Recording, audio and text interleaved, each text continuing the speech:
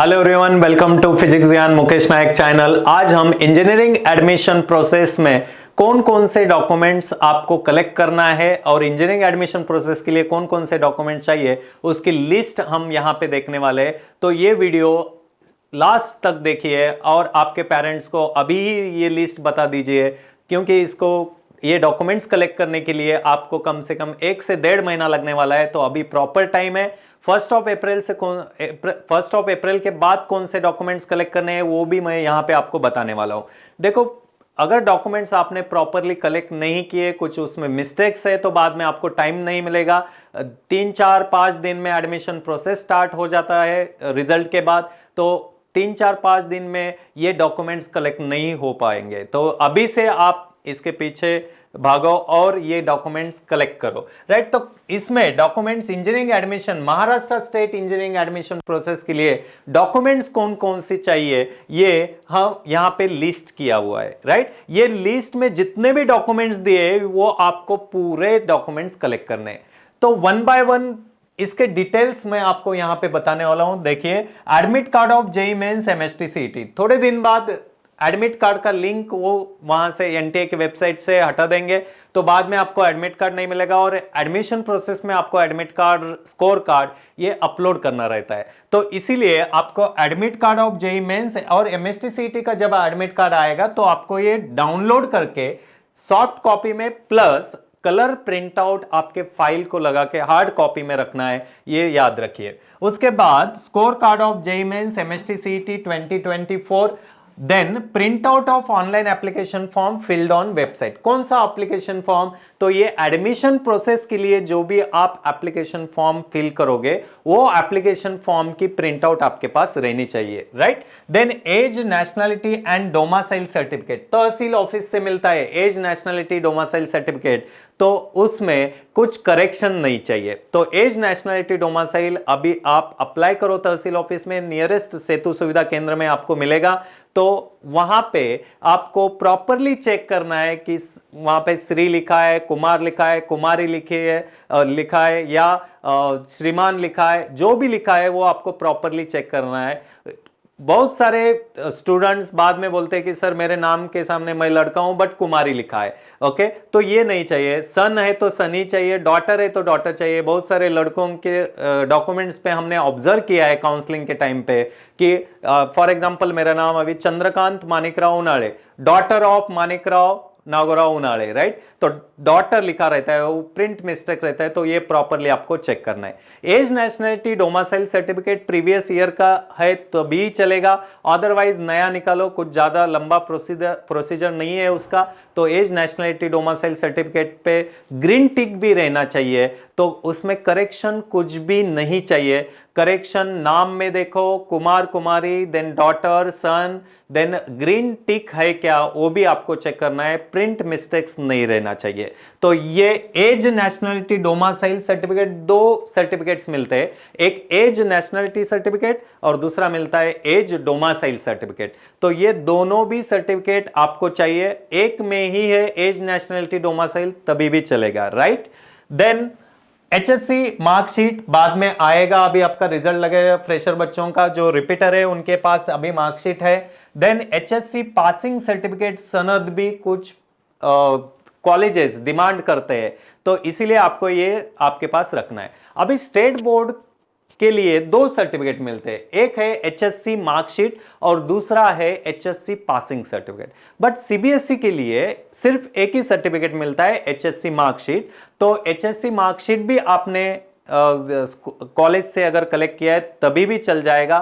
तो ये चीज याद रखिए, HSC passing certificate CBSE ICSE के लिए नहीं रहता है, सिर्फ महाराष्ट्र स्टेट बोर्ड के लिए ये दोनों भी सर्टिफिकेट मस्ट है। अभी जो फ्रेशर बच्चे हैं उनको बाद में मिलेगा, okay. Then HSC leaving certificate, leaving certificate के ऊपर भी कुछ भी मिस्टेक नहीं चाहिए। अगर वहां पे कुछ मिस्टेक है तुरंत आपके कॉलेज से वो करेक्ट करके लो। डुप्लीकेट एचएससी लिविंग सर्टिफिकेट आपको नहीं लेना है, बाद में स्कॉलरशिप में दिक्कत आ सकती है। तो इसीलिए एचएससी मार्कशीट पे भी करेक्शन नहीं चाहिए, एचएससी लिविंग सर्टिफिकेट भी करेक्शन नहीं चाहिए।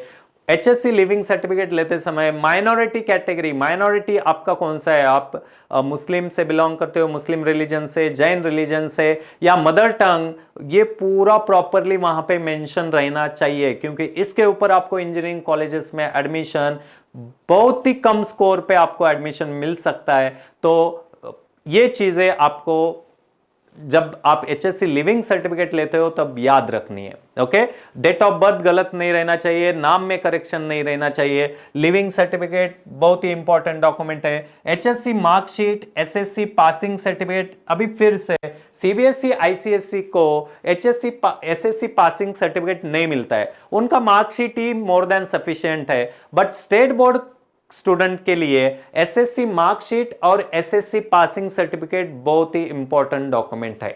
एसएससी पासिंग सर्टिफिकेट क्यों इंपॉर्टेंट है, जिसको हम सनद बोलते हैं, उसके ऊपर डेट ऑफ बर्थ मेंशन रहता है। डेट ऑफ बर्थ के लिए एसएससी पासिंग सर्टिफिकेट हमें एडमिशन प्रोसेस में जरूरी है। CBSE ICSE board student should also get SSC HSC marksheet issued by the principal. CBSE ICSE students को परसेंटेज नहीं मिलता है लिख के, वहां पे आपके मार्कशीट के ऊपर परसेंटेज नहीं रहता है। तो परसेंटेज आपको कैलकुलेट करके बोलना नहीं है, आपको उसका प्रूफ देना है। तो आपके स्कूल या कॉलेज को जाके आप उनके लेटर हेड पे परसेंटेज का एक फॉर्मेट है, हम आपको शेयर करेंगे, वो फॉर्मेट में आपको उनसे लेटर हेड पे परसेंटेज वाला सर्टिफिकेट लेके आना है। ओके, ये इंपॉर्टेंट रहेगा। Conduct character certificate issued by the 12th college. जब आपका 12th का फ्रेशर्स के लिए जब 12th का रिजल्ट लगेगा तो आपको कॉलेज से क्या क्या कलेक्ट करना है, एचएससी मार्कशीट, उसके बाद माइग्रेशन सर्टिफिकेट भी अभी तुरंत दे रहे हैं, और उसके बाद लिविंग सर्टिफिकेट, और उसके बाद कंडक्ट कैरेक्टर सर्टिफिकेट। अभी बहुत सारे लोग बोलते हैं कि conduct character certificate, conduct is good best जो भी है वो टीसी पे लिखा रहता है, तभी भी कुछ स्टेट बोर्ड के जो भी कॉलेजेस है, इंजीनियरिंग के कॉलेजेस है, वो डिमांड करते हैं कि सेपरेट आप कंडक्ट कैरेक्टर सर्टिफिकेट लेके आइए। तो इसीलिए कंडक्ट कैरेक्टर सर्टिफिकेट भी आपको लेना है कॉलेज से। इनकम सर्टिफिकेट 1 ईयर और 3 ईयर, 1 ईयर और 3 ईयर, 1 ईयर किसको निकालना है और 3 ईयर किसको निकालना है, और दोनों भी सर्टिफिकेट किसको निकालने हैं, ये कैटेगरी वाइज मैं अभी आपको बोलने वाला हूं। देखिए, 1 ईयर का सर्टिफिकेट सिर्फ ओपन कैटेगरी के लिए, एससी एसटी कैटेगरी के लिए 1 ईयर का सर्टिफिकेट मोर देन सफिशिएंट है। ओपन, एससी एसटी कैटेगरी के लिए 1 ईयर का सर्टिफिकेट मोर देन सफिशिएंट है। और ऑल अदर कैटेगरीज जैसे कि NT1, NT2, NT3, SBC, OBC, SCBC और EWS कैटेगरी के लिए 1 year and 3 year both certificates आपको निकालने। अभी 1 अप्रैल के बाद ये सर्टिफिकेट आप अप्लाई करना चाहिए। ओके, तो अभी अगर आपने अप्लाई किया तो पूरे 1 साल के लिए आपके एडमिशन प्रोसेस के लिए ये सर्टिफिकेट वैलिड रहेगा। तो इसीलिए आपको ये इनकम सर्टिफिकेट निकाल के रखना है। Don't wait for the admission process की स्टार्ट होने दो, एडमिशन प्रोसेस बाद में हम निकालेंगे, बिल्कुल टाइम नहीं रहेगा, अभी आपको अप्लाई कर देना है। आपका इनकम कितना भी रहने दो, 8 के ऊपर भी गया तभी भी आपको इनकम सर्टिफिकेट देना रहता है। आप ओपन कैटेगरी से बिलोंग करते हो, हमें क्या जरूरत है ऐसे नहीं बोलना है, आपको इनकम सर्टिफिकेट देना रहता है। ठीक है, देन नेक्स्ट है माइग्रेशन सर्टिफिकेट, तो आपको स्कूल से कॉलेज से ही मिल जाएगा। देन ये माइग्रेशन सर्टिफिकेट 12th का ही चाहिए। बहुत सारे बच्चे 10th CBSE to state board आते हैं तब उनको एक सर्टिफिकेट मिलता है, वो सर्टिफिकेट कुछ काम का नहीं है। लास्ट अटेंडेड कॉलेज या यूनिवर्सिटी उसका सर्टिफिकेट चाहिए, राइट। देन नेक्स्ट है medical fitness certificate. Medical fitness certificate हम आपको एक एनेक्सर एच प्रोवाइड करेंगे, तो वो at the time of admission process, जब एडमिशन प्रोसेस स्टार्ट होगी तब से आपको 15 दिन तक ही ये सर्टिफिकेट वैलिड रहेगा। तो एडमिशन प्रोसेस स्टार्ट होने के बाद ही आपको मेडिकल फिटनेस सर्टिफिकेट निकालना है।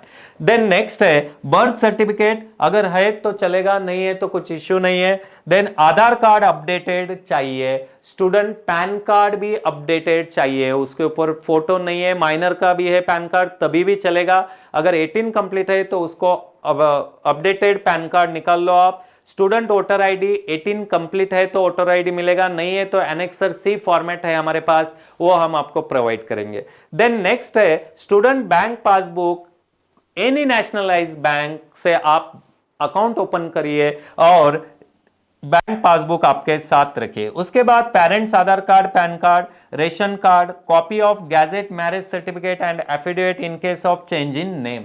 अगर आपके नाम में कुछ करेक्शन है और वो डॉक्यूमेंट ऐसा है कि वो करेक्ट कर ही नहीं पाओगे आप और उसका बहुत लंबा प्रोसीजर है, तो आप इसका सहारा ले सकते हो, गैजेट सर्टिफिकेट। तो सेतु सुविधा से गैजेट सर्टिफिकेट मिलता है, बट मेरा सजेशन यही रहेगा कि अगर करेक्शन हो सकता है, कितना भी लंबा प्रोसीजर रहने दो, फॉलो अप लो और करेक्शन पूरे डॉक्यूमेंट्स पे करवा लो, क्योंकि कुछ कॉलेज गैजेट को एक्सेप्ट करते हैं, कुछ कॉलेज गैजेट को एक्सेप्ट नहीं करते। ओके, देन नेक्स्ट है 20 पासपोर्ट साइज फोटो। जो भी आपने एमएसटी, सीईटी, जेडब्ल्यू के फॉर्म में आपने जो भी पासपोर्ट साइज फोटोज अपलोड किए, वो पासपोर्ट साइज फोटोज के आपको 20 कॉपीज आपके पास रखने। टोटल एडमिशन प्रोसेस में ये 20 कॉपीज आपके काम आने वाले, ठीक है।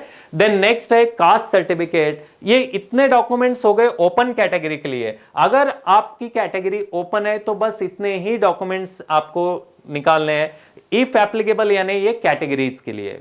तो ओपन कैटेगरी से अगर आप बिलोंग करते हो तो एक बार तहसील ऑफिस विजिट करिए और वहां पे ईडब्ल्यूएस के बारे में आप वहां पे इंक्वायरी कीजिए, क्योंकि ईडब्ल्यूएस यानी economical weaker section open category के लिए रिजर्वेशन दिया है। अगर उनके नॉर्म्स में आप बैठते हो, स्टेट गवर्नमेंट का नॉर्म सिर्फ 8 लाख के नीचे इनकम चाहिए, अगर आपका इनकम 8 लाख के नीचे है और आप ओपन कैटेगरी से बिलोंग करते हो तो ईडब्ल्यूएस सर्टिफिकेट मिलेगा। आप कैटेगरी में आ जाओगे, 10% सीट में आपको रिजर्वेशन में मिलेगा और 50% फीस में कंसेशन मिलेगा, राइट। तो ये फायदेमंद चीज है, आपको एक बार तहसील जाके इंक्वायरी करना ही है, राइट। कास्ट सर्टिफिकेट, अगर आपका ईडब्ल्यूएस कैटेगरी है तो स्टेट ईडब्ल्यूएस सर्टिफिकेट आपको निकालना है तहसील ऑफिस से। ओके, देन नेक्स्ट है SC, ST, OBC, VJNT, NT1, NT2, NT3, SBC, SEBC, all categories के लिए तहसील ऑफिस से आपको स्टेट कास्ट सर्टिफिकेट निकालना है। उसके बाद सेंट्रल कास्ट सर्टिफिकेट, तो ईडब्ल्यूएस, सेंट्रल ईडब्ल्यूएस भी मिलता है। Then OBC, VJNT, NT1, NT2, NT3, SBC categories के लिए आपको फॉर्म नंबर 9 वाला डॉक्यूमेंट निकालना है, central caste certificate, form number 9 वाला, राइट।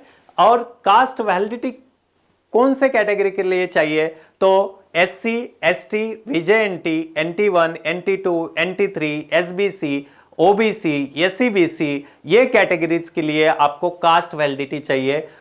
ईडब्ल्यूएस के लिए वैलिडिटी नहीं रहती है, हर साल वो सर्टिफिकेट निकालना पड़ता है, उसको अलग से एक कास्ट वैलिडिटी सर्टिफिकेट नहीं आता है। देन नेक्स्ट इंपॉर्टेंट डॉक्यूमेंट है कास्ट वैलिडिटी, मैंने आपको बताया है, non creamy layer certificate valid up to 2025 तक वो वैलिड रहना चाहिए। अगर वो 26 तक वैलिड है, 27 तक वैलिड है, नो इश्यू, बट मिनिमम 2025 तक वैलिड रहना चाहिए। तो कौन कौन से कैटेगरीज के लिए ये सर्टिफिकेट इंपॉर्टेंट है, तो वीजेएनटी, NT1, NT2, NT3, SEBC, OBC और एसबीसी, ये सब कैटेगरीज के लिए आपको नॉन क्रिमिलियर सर्टिफिकेट मस्ट है। एससी, एसटी, ईडब्ल्यूएस और ओपन कैटेगरी के लिए नॉन क्रिमिलियर सर्टिफिकेट नहीं लगता है, ये चीज याद रखिए। देन माइनॉरिटी सर्टिफिकेट आपको at the time of admission आपको निकालना है। देन उसके बाद सेल्फ एजुकेशन गैप, अगर कोई रिपीटर स्टूडेंट है यहां पे तो सेल्फ एजुकेशन गैप सर्टिफिकेट ये आपको at the time of admission process एक बॉन्ड बनवाना रहता है, वहां पे आपको निकालना है। देन ऑर्फन सर्टिफिकेट, अगर कोई ऑर्फन कैंडिडेट है तो ऑर्फन सर्टिफिकेट भी आपको निकालना पड़ेगा। देन नेक्स्ट है D1, D2, D3, जो भी डिफेंस कैंडिडेट्स है, तो डिफेंस जिनके पेरेंट डिफेंस में सर्विस में है या थे एक्स सर्विसमैन है, तो उनके स्टूडेंट्स के लिए भी बहुत बढ़िया बेनिफिट है। तो वो डिफेंस का सर्टिफिकेट आपको निकाल के रखना है, सैनिक बोर्ड से मिलेगा आपको। देन D1, D2 में जो कैंडिडेट्स आते हैं डिफेंस 1, डिफेंस 2 में, उनके पेरेंट्स का भी डोमासाइल सर्टिफिकेट हमें लगने वाला है एडमिशन प्रोसेस में, तो इसीलिए आपको ये भी सर्टिफिकेट निकाल के रखना है। D3 यानी ट्रांसफर सर्टिफिकेट, D3 के लिए ट्रांसफर सर्टिफिकेट लगेगा। पीडब्ल्यूडी कैंडिडेट के लिए ऑथराइज मेडिकल बोर्ड का आपको पीडब्ल्यूडी सर्टिफिकेट लगने वाला है और बहुत कम कट ऑफ जाता है। Orphan category, defence category, PWD category, then minority में लिंग्विस्टिक माइनॉरिटी भी आता है और रिलीजियस माइनॉरिटी भी आता है। तो इसीलिए मैंने बोला था कि एचएससी लिविंग सर्टिफिकेट के ऊपर आपका मदर टंग जो भी है वो प्रॉपरली मेंशन करो, आपका रिलीजन जो भी है वो प्रॉपरली मेंशन करो, उसके ऊपर आपको टोटल एडमिशन प्रोसेस में बहुत बढ़िया बेनिफिट होने वाला है। देन नेक्स्ट है agriculturist certificate from tehsil office. जो एग्री रिलेटेड कोर्सेज करना चाहते हैं उनके लिए एग्रीकल्चर सर्टिफिकेट काम में आ सकता है। आपको कुछ स्कॉलरशिप भी मिल सकती है, निकाल के रखिए अगर आपके पास खेती है। प्रोजेक्ट अफेक्टेड सर्टिफिकेट का भी बेनिफिट ये अदर कोर्सेज में होता है, इंजीनियरिंग में मोस्टली कम होता है इसका बेनिफिट। तो ये एडिशनल सर्टिफिकेट जो दो है ये कहीं ना कहीं आपको एडमिशन प्रोसेस में काम में आने वाले हैं। अगर आप इसमें आते हैं तो ये निकाल के रखना चाहिए। ओके, तो ये था टोटल इंजीनियरिंग एडमिशन प्रोसेस के लिए कौन कौन से डॉक्यूमेंट लगने वाले। तो इसमें एक बार तहसील ऑफिस में आप जाने के बाद आपको क्या क्या अप्लाई करना है, देखो age, nationality, domicile certificate apply करना है। उसके बाद इनकम सर्टिफिकेट आपको अप्लाई करना है वहीं से। ओके, देन कास्ट सर्टिफिकेट आपको अप्लाई करना है, सेंट्रल कास्ट उधर ही तहसील में अप्लाई करना है। उसके बाद नॉन क्रिमिलियर उधर ही आपको अप्लाई करना है। तो इतने सारे डॉक्यूमेंट्स आपको तहसील ऑफिस से कलेक्ट करने हैं। तो ये पूरे डॉक्यूमेंट्स आप एक बार ये वीडियो फिर से एक बार देखिए और कुछ अगर आपके डाउट्स है तो वीडियो को कमेंट कर दीजिए, हमारी टीम आपको सपोर्ट करेगी। और इसमें ये सब डॉक्यूमेंट्स आपके अभी 1 महीने के अंदर ये रेडी रहना चाहिए। ओके, तो इसके अगर कुछ आपको इसमें भी और डाउट्स है तो आप कमेंट सेक्शन में आपकी जो भी क्वेरीज है वो आप डालिए, हम उसको रिस्पॉन्ड करेंगे। Okay, thank you very much.